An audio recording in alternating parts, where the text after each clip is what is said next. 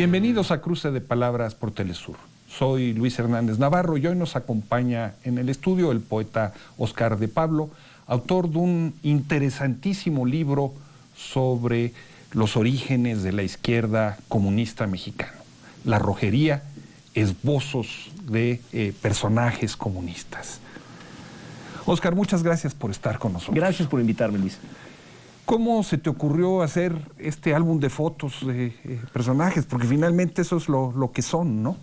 Pues es mi hábito de hacer mi propio fichero personal para mi uso, que se fue enriqueciendo y eventualmente un editor de debate de Random House me dijo, oye, ¿por qué no lo publicamos? Es suficientemente interesante para publicarlo.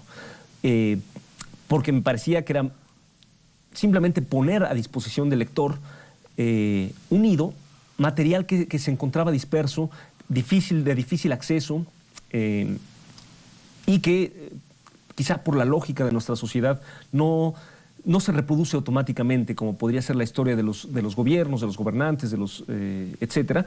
La historia, creo que del movimiento popular, si no se reconstruye conscientemente, si no se conserva, se pierde, ¿no? Tiene que ser una práctica deliberada, ¿no? Para mantener la historia de lo que fue la lucha de las generaciones anteriores, de las clases oprimidas. Al ver todos estos retratos hablados, o retratos escritos que haces de el mundo comunista, llama la atención la diversidad de nacionalidades que hay en la formación del comunismo mexicano. Estadounidenses, incluyendo agentes de la inteligencia, hindús, venezolanos, cubanos, alemanes, españoles y un largo etcétera. Un japonés. ¿Cómo explicarnos este cosmopolitismo más allá de la idea del internacionalismo proletario? Pues quizá habría que empezar por decir que el internacionalismo proletario, más que una idea, es también una realidad del movimiento, ¿no? Desde la primera internacional que fundó Marx, se fundó con gente literalmente de muchas partes que se encontraban en una misma ciudad y colaboraban, obreros de diferentes naciones, pero eso también aplica al comunismo mexicano. Si definiéramos el comunismo como lo hacía Marx, ¿no? Como aquella parte del movimiento obrero que se enfoca en la totalidad del interés histórico de la clase y no en tal o cual parte, pues sería, digamos, esencial a la naturaleza del comunismo, su internacionalismo. Concretamente, México tuvo yo sí diría el privilegio de tener momentos de relativa estabilidad y de relativos espacios democráticos que permitieron la llegada de militantes, primero, por ejemplo, de Estados Unidos. Cuando Estados Unidos entra a la Primera Guerra Mundial, los que se oponen tienen que huir. ¿Y a dónde huyen? Pues algunos a Canadá, pero otros a México. Son los exilados. Sí, en ese caso son los slackers, los desertores de la guerra. Así decir, sí, los evasores de la guerra. Luego, pues la Internacional Comunista misma moviliza gente, ¿no? Llegan, por ejemplo, hablábamos del suizo Fritz Bach, que llega como militante de la Internacional Comunista, o el italiano Vittorio Vidali, y luego empiezan a llegar exiliados conforme los regímenes totalitarios se apoderan de países europeos, Alemania nazi, después España, pues México empieza a recibir a esos exiliados, y paralelamente de las dictaduras latinoamericanas que no son cosa de los 70s, sino que han existido durante todo el siglo XX. Por ejemplo, la dictadura de Machado en Cuba expulsa a Julio Antonio Mella, que llega a México. Que acaba siendo secretario general sustituto del Partido Comunista Mexicano. Y no fue los líderes eran de cualquier cantidad de países, ¿no? Solo más tarde en la historia del comunismo mexicano se va reintroduciendo la ideología nacionalista y deja de haber extranjeros en la cúpula del partido, o al menos en la cúpula visible, porque paradójicamente el partido era más autónomo cuando estaba compuesto por militantes de diferentes países, y cuando se volvió más nacionalista y más compuesto por mexicanos, fue la época de su total subordinación a los intereses del gobierno soviético. Otro elemento que salta a la vista en la lectura de tu libro es también la diversidad de estos actores sociales. Tienes pintores, unos cuantos dirigentes obreros, no demasiados tampoco. Sí. Tienes algunos académicos, líderes agrarios, pero no hay muchos escritores, por ejemplo, a diferencia también de otros países. ¿Cómo explicarnos? ¿En dónde es donde prende el comunismo socialmente? Bueno, hay un factor. Este libro, como todos los libros de historia, pero en particular este que modestamente difunde la información ya recopilada por historiógrafos más profesionales, tiene que tomar en cuenta la información existente, y la información existente no es neutral. Los intelectuales son mucho más visibles que los obreros. Entonces, en el libro aparecen muchos obreros cuyo fecha de nacimiento ignoro y no logré conseguir de ningún momento, ni su fecha de muerte. Cumplen funciones en el movimiento político y sindical muy visibles, de primera fila, y después vuelven a desaparecer en la clase obrera, a diferencia de lo que ocurre con los intelectuales, y en particular con intelectuales o artistas de la talla de los muralistas mexicanos, que creo que son los mayores de la historia de México, y quizá en su momento fueron los mayores del mundo. Rivera, Orozco, Siqueiros, etcétera, cuya vida conocemos muy bien antes, durante y después de su militancia. Lo mismo, por ejemplo, pasa con las mujeres. El número de mujeres que aparecen en estas páginas es pequeño, en parte reflejando que la izquierda no llegó a ser de ningún modo cabalmente igualitaria, pero la historiografía todavía menos. O sea, si hubo pocas mujeres militando, todavía estas fueron a su vez invisibilizadas por la historia. Entonces esto se refleja en la relativamente poca información que tuve. Traté de compensar estas cosas, ambas cosas, poner particular atención a los líderes obreros, poner particular atención a las militantes mujeres, pero no llegué a, digamos, no se puede compensar estos sesgos.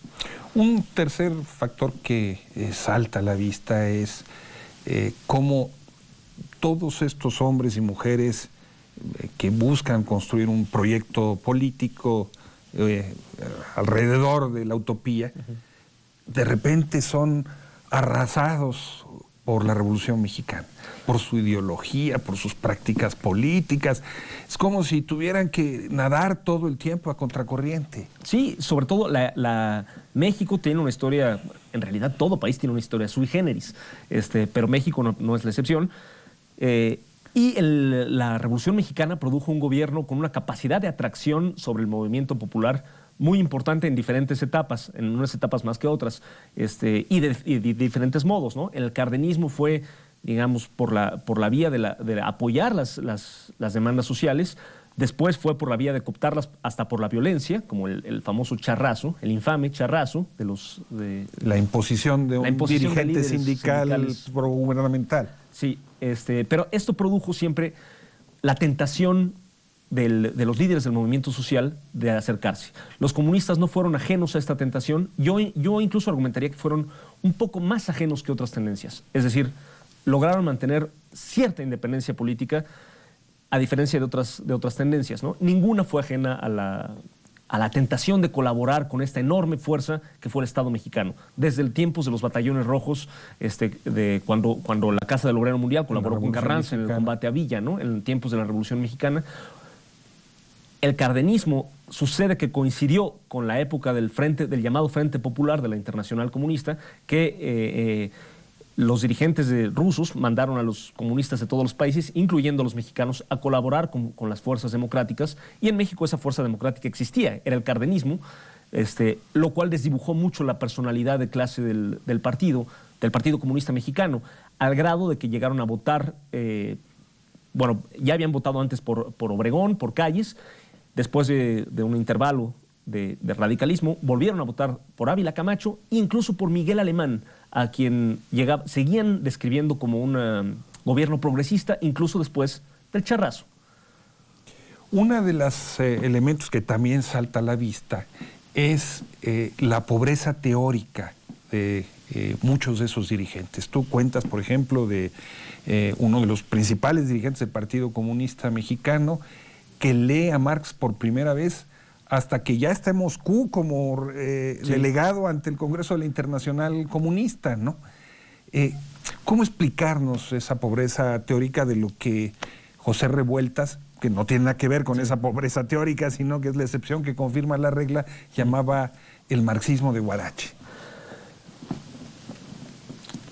Hay que entender que México, la izquierda mexicana estaba determinada por la influencia de la izquierda española, que era más de signo anarquista o socialdemócrata en algunos casos, pero muy el ala derecha de los socialdemócratas, podríamos decir, y anarquista. El marxismo no tenía arraigo previo a la Revolución Rusa en México, mayormente, ¿no? El Manifiesto Comunista había sido publicado por primera vez en un periódico obrero en el siglo XIX, antes de que los protagonistas de esta historia siquiera nacieran, y no se volvió a editar sino hasta los años 20. Es decir, durante la etapa de formación de estos cuadros no era accesible.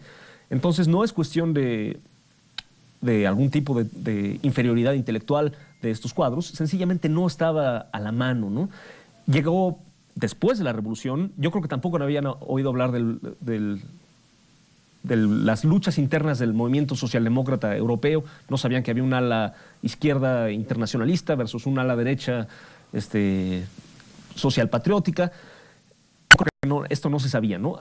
Las primeras noticias de la palabra bolchevique yo creo que llega a México ya como la tendencia que hizo la Revolución Rusa, ¿no? No creo que se hubiera oído hablar de Lenin o de Trotsky antes de la Revolución Rusa, lo cual no habla de una inferioridad intelectual, sino sencillamente de una condición cultural concreta. Poco a poco se fue remontando esta situación sin llegar nunca a compensarse del todo. ¿Esta pobreza teórica tú crees que tiene como resultado consecuencias en la falta de influencia de los comunistas en la política mexicana, o son factores aparte? Hasta cierto punto sí, y es mutuo. Es decir, si los comunistas hubieran tenido oportunidades de intervención masivas, quizá hubieran desarrollado mejores cuadros políticos y teóricos, como fue el caso. O sea, es decir, de algún lado salieron Marx, Lenin, Trotsky, de partidos que podían intervenir en la realidad social y ganaban a lo mejor de sus respectivas sociedades. Esto pasó en México hasta cierto punto, entre los artistas, por ejemplo, entre los pintores, ¿no? No así entre los teóricos. Yo creo que sí se afectan mutuamente, pero no puede negarse que por ejemplo, la subordinación a los dictados de la Internacional Comunista hubiera sido menor si ellos hubieran tenido menos complejo de inferioridad al respecto. ¿Te parece, Óscar, si vamos a una pequeña pausa? Claro que sí. Y ustedes, amigas, amigos, los invitamos a que continúen con nosotros. Volvemos a seguir hablando de la rojería en muy breves instantes.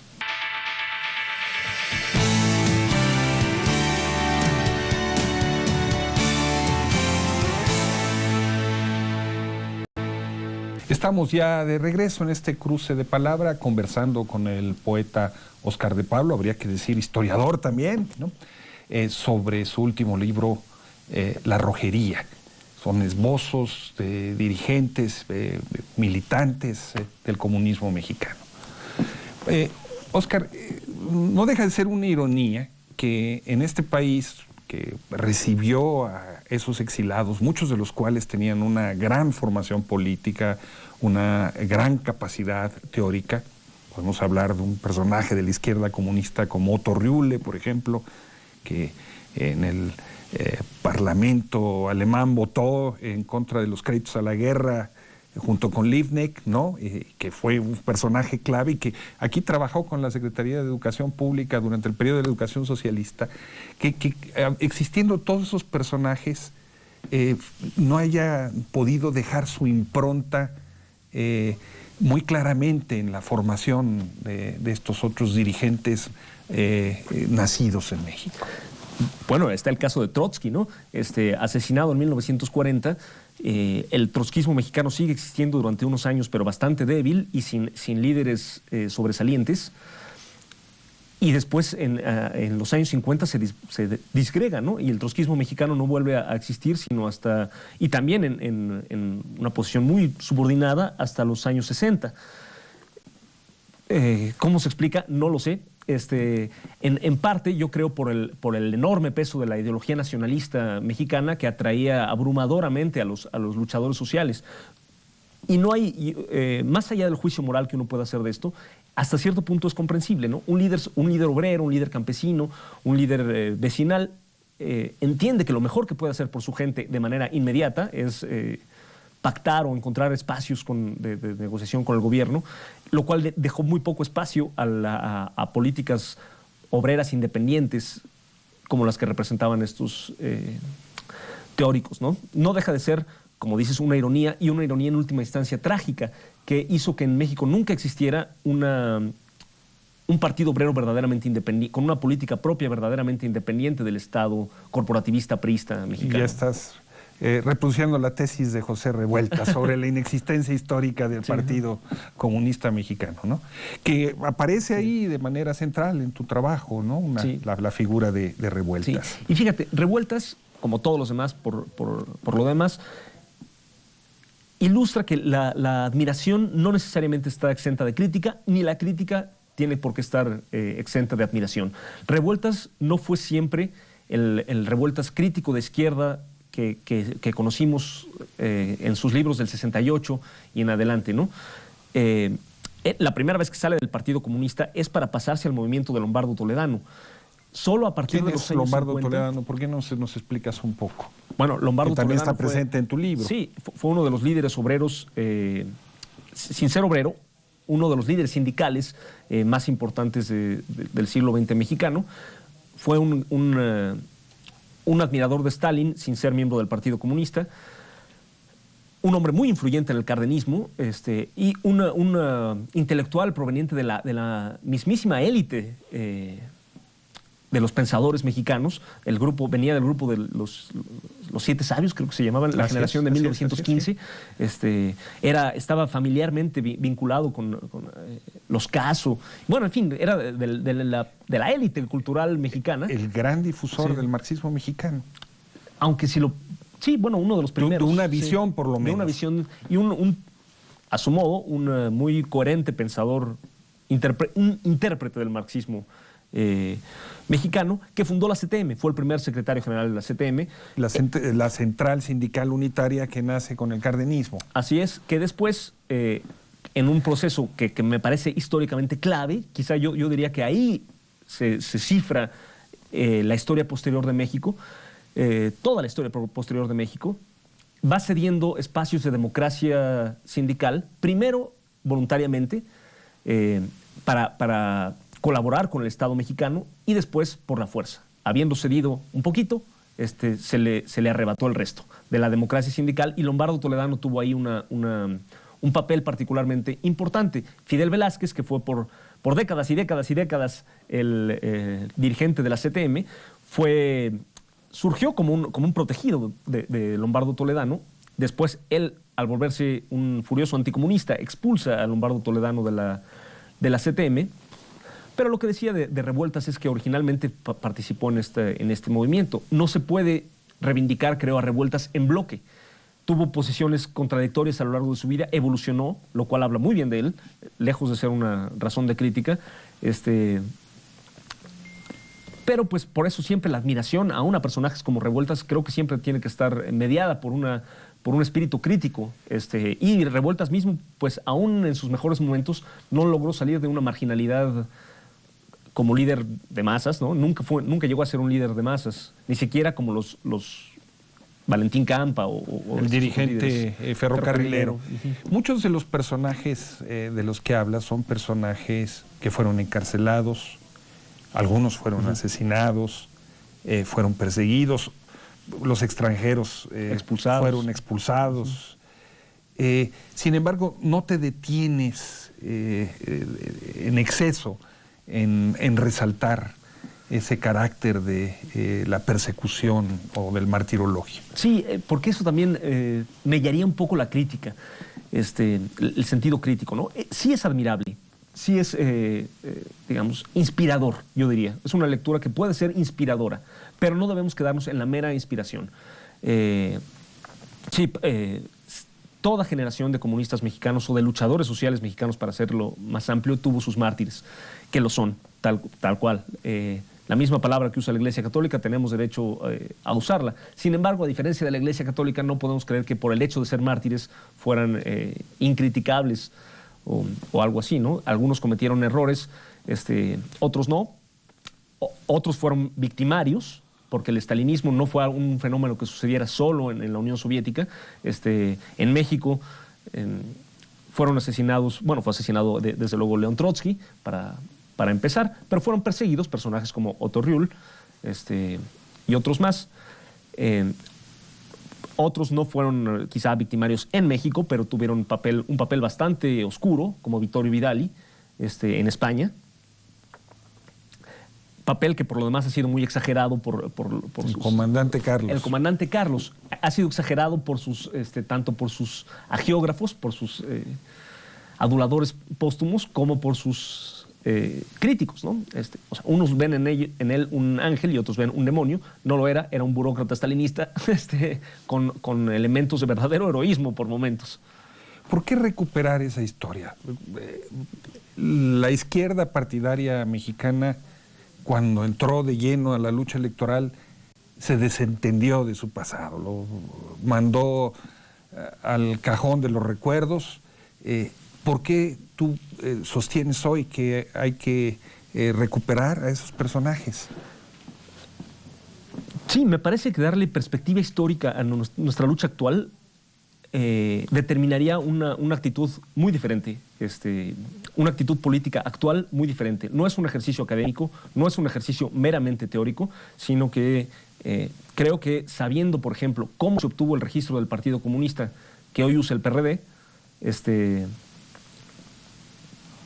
pues yo creo que resentiríamos mucho más el uso que se le da a esa conquista que costó sangre, presos, asesinados, y que ahora sirve para ir a las elecciones al lado del PAN. Del mismo modo, creo que tendemos a ser un poco parroquiales o estrechos en términos temporales. Creemos que toda la lucha es contra, por ejemplo, una palabra usada actualmente, el neoliberalismo.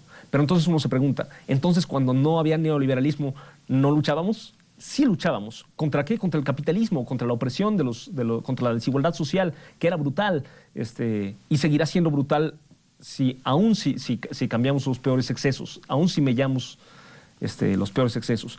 También podemos aprender que la lucha, que las reformas, las grandes conquistas de las que todavía gozamos, lo cual hay que reconocer hasta cierto punto, la existencia de una universidad pública, la existencia de un seguro social, etcétera, no fueron resultado de la mera lucha por ellas mismas estrechamente, sino fueron un subproducto de una lucha mucho más ambiciosa por darle a los trabajadores una política propia de antagonismo independiente y antagónica del Estado mexicano y la clase dominante mexicana. Muchas de estos militantes, de estos dirigentes, estaban encuadrados en el horizonte de lo que representaba la Unión Soviética, con todo lo que hoy sabemos que pasó en la Unión Soviética. ¿Hay que reivindicar eso también, Oscar? Me parece que sí, críticamente. Es decir, la Revolución Rusa de 1917 fue un hito en la historia que inspiró y ilustró, digamos, o le dio armas tanto morales como intelectuales al movimiento social en todo el mundo. Y conquistó cosas que hasta la fecha creo que tenemos derecho a considerar impresionantes.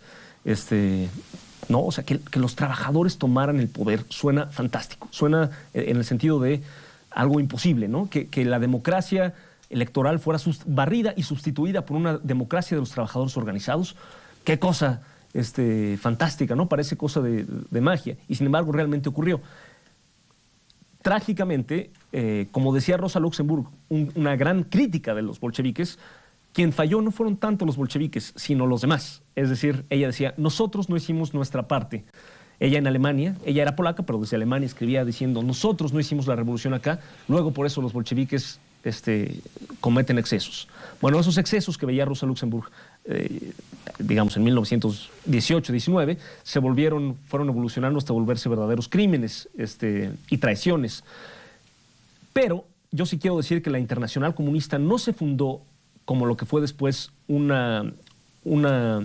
departamento de relaciones exteriores de la burocracia soviética, sino como un colectivo internacional basado en el aprendizaje del ejemplo de la Revolución Rusa. Y eso creo que hizo muy bien a la izquierda de todo el mundo, e incluso a la mexicana, que podemos afirmar que podría parecer que no logró mucho, pero el muralismo mexicano no se explica sin la Revolución Rusa.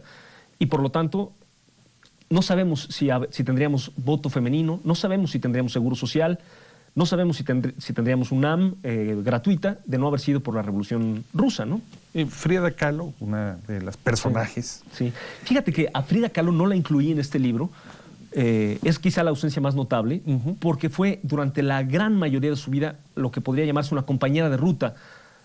Así se decía a los intelectuales solidarios con el movimiento, pero sus tiempos de vida fueron muy... digamos, determinaron que nunca militara en el Partido Comunista como tal. Ella se casa con Diego Rivera en el mismo año que Diego Rivera es expulsado la primera vez del Partido Comunista y muere antes de que Diego Rivera sea readmitido. Quizá ella hubiera sido readmitida, quizá militó, no lo sé, en el Partido Popular de Lombardo, que sí, nunca llegó a ser un cuadro, y me pareció que la biografía de Kahlo ya se puede consultar en otros espacios, y en cambio no tenemos suficiente de otros y otras militantes que fueron específicamente políticos. Óscar, la guillotina del tiempo nos obliga a llegar hasta acá. La cortina de hierro de la historia. Muchas gracias por estar con nosotros el día de hoy. Y ustedes, amigos y amigas, muchas gracias por su amable asistencia. Y ya saben, los esperamos la próxima semana aquí por Telesur.